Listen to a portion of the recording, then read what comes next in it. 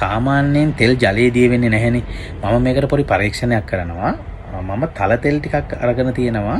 මෙම බීකර් වලට දාලා දානවා මම ටැප් වෝටර් වෙල්ලෝ කියන්නේ ලිං ජලය ඒ වගේම මෙම ඇල්කලයිස් මැෂින් වලින් ලබා ගන්න ජපන් වෝටර් අයනයිසර් වලින් ලබා ගන්න ජලය මම මෙම තල තෙල් වලට දානවා. එතකොට පළවෙනි බීකරේ තියෙන්නේ ටැප් වෝටර්. ටැප් වෝටර් වලට දැම්මම මොකද වෙන්නේ? බලන්න ඔබට තිරේ දිස්සෙනවා ටැප් වෝටර් වලට දැම්මම තල තෙල් ටික උඩ ලේයර් එක උඩ වෙනම පා වෙනවා.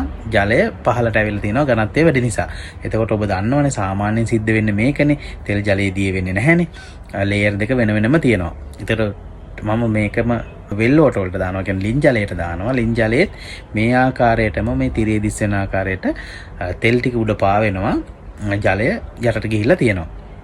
ඉතින් මම මීළඟට ඇල්කලයිස් වෝටර් වලට මේ ජපන් මැෂින් වලින් ලබා ගන්න මෙඩිකල් ග්‍රේඩ් වෝටර් අයනයිසර් වලින් ලබා ගන්න ජලය මම මේ බීකරයට දානවා. බලන්න මොකද වෙන්නේ කියලා.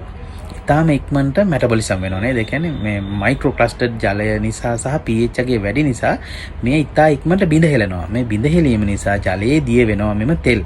ඉතින් අපේ සිරුරට ඉතාලම වැදගත් වෙනවා මේ තෙල් ජීර්ණය කිරීම මගින් අපේ ෆැටි liver grade 1 2 3 ඉතාලම ඉක්මනට රිවර්ස් කර ගැනීමේ හැකියාව තියෙනවා. ඒ වගේම ඒ heart එකට හදවතට විශේෂයෙන්ම හොඳයි. කිරීටික ධමනි වල තැන්පත් වෙලා තියෙන LDL නැමැති bad cholesterol යම් කිසි මට්ටමකින් බර්න් කරගන්න හැකියාව උදව් වෙනවා මෙම ජලය පානය කිරීම මගින්. ඉතින් ඔබගේ බොඩි එක නිරෝගීමත් කර ගැනීමට මෙම ජලය පානය කිරීම ඉතාම වැදගත් කියන පණිවිඩය ලබා දෙන්න පුළුවන් මේ ජපන් ජාතිකයන්ගේ නිරෝගීමත් භවයේ රහස හේවත් ඇල්කලයින් කැන්ගන් වෝටර් තෙරපි එක මගින්. change your water, change your health life. නිරෝගීමත් දිවියක් ප්‍රාර්ථනා කරනවා. සුබ දවසක්.